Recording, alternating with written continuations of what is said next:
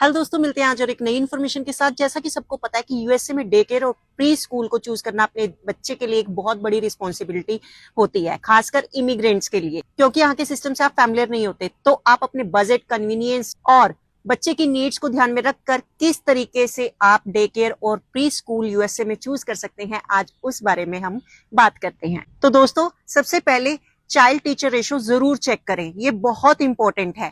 इसका मतलब है एक टीचर कितने बच्चों पर ध्यान दे रही है। फॉर एग्जाम्पल, अगर टॉडलर ग्रुप में रेशो 1:4 है तो इसका मतलब ये है कि एक टीचर 4 बच्चों पर ध्यान दे रही है और ये एक आइडियल रेशो होती है।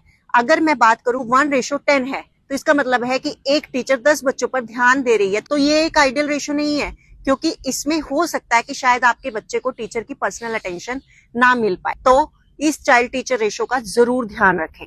सेकेंड थिंग, ट्यूशन फीस और आपका बजट।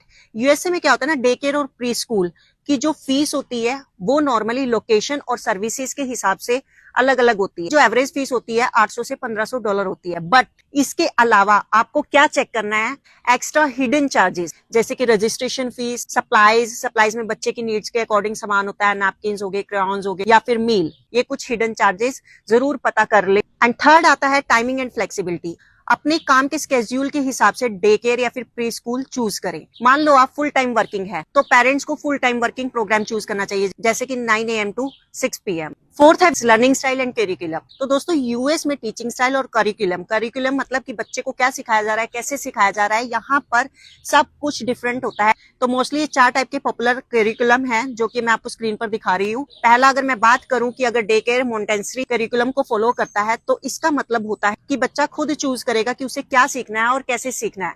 फॉर एग्जाम्पल, अगर बच्चा मैथ्स ब्लॉक से सीखना चाहता है तो वो उसी से सीखेगा, उस पर कोई प्रेशर नहीं होगा। सेकेंड, अगर डे केयर का करिकुलम एकेडमिक है तो बच्चे को टाइम टेबल के अकॉर्डिंग ABC 1 2 3 और राइटिंग पे फोकस कराया जाएगा। एंड थर्ड, अगर डे केयर प्ले बेस्ड है तो उसमें बच्चे की लर्निंग खेलते खेलते होती है, जैसे टॉयज के थ्रू और गेम्स के थ्रू। एंड फोर्थ, रेजियो एमिलिया, इसमें लर्निंग क्रिएटिव प्रोजेक्ट्स, ड्राइंग और ग्रुप एक्टिविटीज के थ्रू होती है। तो ये आपको ध्यान देना है कि आपके बच्चे का इंटरेस्ट किस करिकुलम में है, उसी के अकॉर्डिंग आप वो डे केयर चूज कीजिए। Fifth, location and safety. तो कोशिश कीजिएगा कि लोकेशन आप इस तरीके से चूज कीजिए कि वो आपके घर या ऑफिस से ज्यादा दूर ना हो, और सेफ्टी का भी ध्यान रखें। तो दोस्तों, जब भी आप डे केयर विजिट करो तो ये जरूर ऑब्जर्व करो कि वहां का एनवायरनमेंट कैसा है, वहां पर बच्चा खुश है या स्ट्रेस्ड है, टीचर्स फ्रेंडली हैं या नहीं है। तो ये जो सारे फैक्टर्स मैंने आपको बताई हैं, इन सारे फैक्टर्स को ध्यान में रखकर आप अपने बच्चे के लिए यूएस में डे केयर या फिर प्री स्कूल को